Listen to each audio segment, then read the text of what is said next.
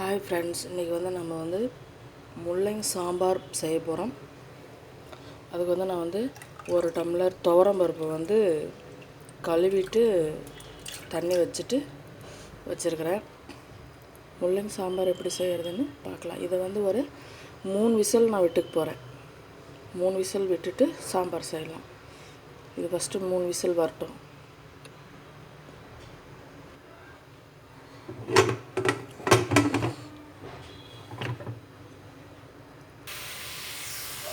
பார்த்திங்கன்னா நம்ம சாம்பாருக்கு இந்த முள்ளங்கி நல்லா ஃப்ரை பண்ணி எடுத்துக்குவோம்.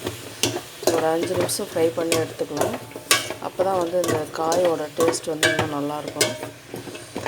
நம்ம அப்படியே போட்டோம்னா காய் டேஸ்ட் கம்மியாக இருக்கும். அதனால் இந்த மாதிரி கொஞ்சம் வதக்கி போடலாம். முள்ளங்கி இந்த மாதிரி வதக்கி போட்டோம்னா கொஞ்சம் டேஸ்ட் கூட கொடுக்கும்.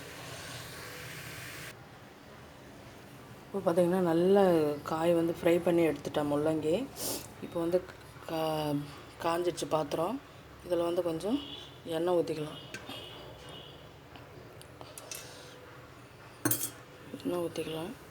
இதுக்கு நான் கடுகு போட போகிறதில்ல, வடகம் தான் போட போகிறேன்.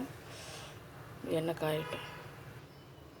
பார்த்திங்கன்னா நல்லா எண்ணெய் காஞ்சிடுச்சு. இதில் வடகம் போட்டுக்கலாம். வீட்டிலே ரெடி பண்ண வடகம் இது.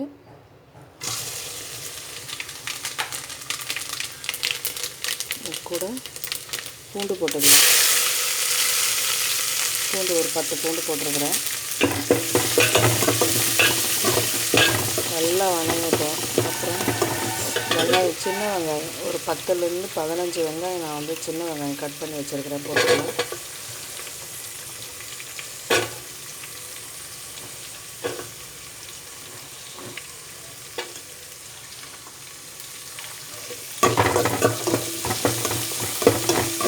சாம்பாருக்கு சின்ன வெங்காயம் போட்டாக்க கொஞ்சம் டேஸ்ட்டாக இருக்கும். அதனால் சின்ன வெங்காயம் போட்டுருக்குறேன்.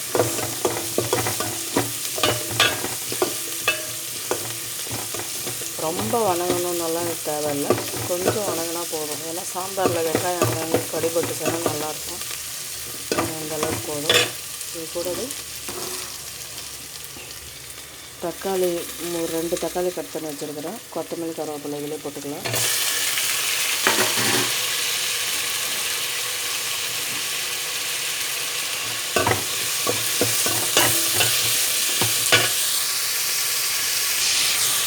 தக்காளி நல்லா வதங்கட்டும்.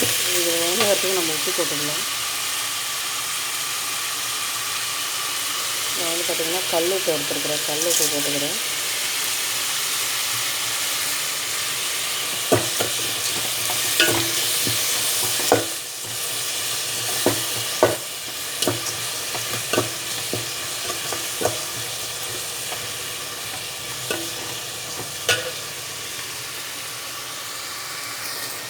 பார்த்திங்கன்னா நல்லா தக்காளி வதங்கிடுச்சு.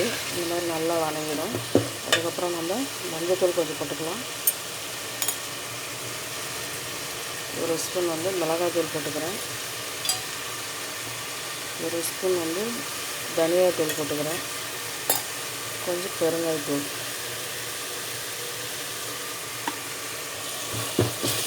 இதில் நான் சாம்பார் பொடியெல்லாம் நான் சேர்க்கலை. வீட்டில் அரைச்ச மிளகா பொடி, மஞ்சள் பொடி, தனியா பொடி, இது 3 மட்டும்தான் போட்டிருக்கிறேன். பெருங்காயம் போட்டிருக்கிறேன். அவ்வளோதாங்க நான் சாம்பாருக்கு போட்டிருக்கிறது.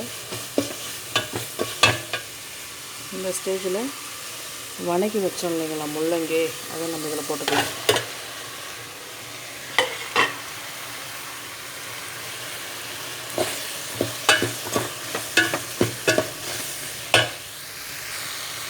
பார்த்திங்கன்னா நல்லா வதங்கிடுச்சு முள்ளங்கி. இதில் நான் பருப்பு நல்லா மசித்து வச்சுருக்கிறேன்.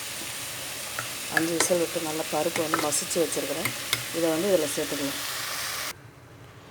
பார்த்திங்கன்னா சாம்பாருக்கு நான் இந்த அளவுக்கு தண்ணி ஊற்றி மிக்ஸ் பண்ணி வச்சுருக்கிறேன். இதில் நல்லா கொதித்து காய் வேகட்டும்.